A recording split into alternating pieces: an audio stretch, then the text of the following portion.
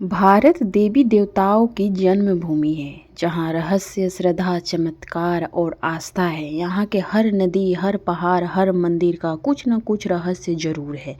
ऐसा ही है गुजरात के पंचमहल जिले में है पावागढ़ पर्वत, जहाँ माँ काली का मंदिर है, जो रहस्यों से, चमत्कारों से भरा हुआ है।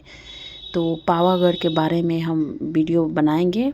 तो चलिए वीडियो को स्टार्ट करते हैं। पावागढ़ एक धार्मिक जगह ही नहीं बल्कि रहस्यमयी केंद्र भी है, जहां अलग अलग रहस्यमयी घटनाएं, प्राचीन तांत्रिक साधनाएं एक साथ देखने को मिलती है।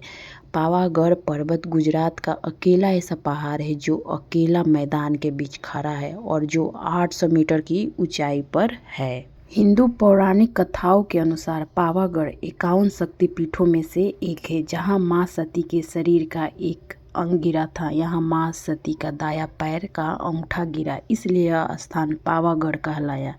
इसलिए यहाँ मां काली का वास माना जाता है। पावागढ़ मंदिर की सबसे बड़ी विशेषता यह है कि मां काली की मूर्ति का अधूरा होना। यह मूर्ति कमर से नीचे तक जमीन में धसी हुई है।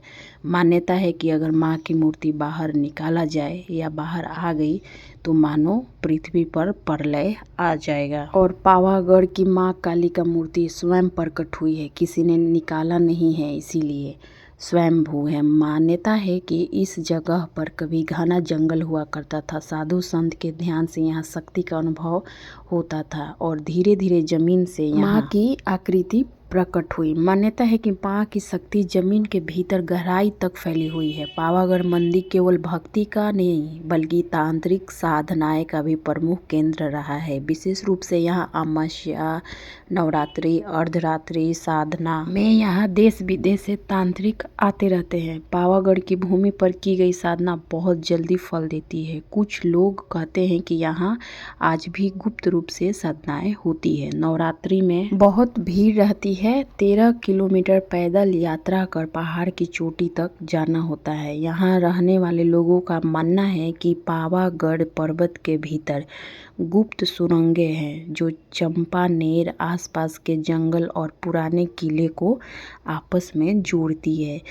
यह भी मान्यता है कि जिस पहाड़ी पर मंदिर है उसकी उम्र 8 करोड़ वर्ष से भी ज़्यादा है। यह भी कहा जाता है कि त्रेता युग में ऋषि विश्वामित्र ने यहाँ माँ काली की तपस्या की थी और मूर्ति स्थापित की थी।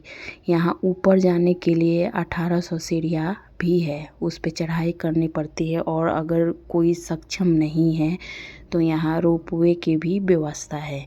यहाँ मुख्य रूप से प्रसाद में सूखा प्रसाद, नारियल, पेड़े, फूल आदि चढ़ाए जाते हैं।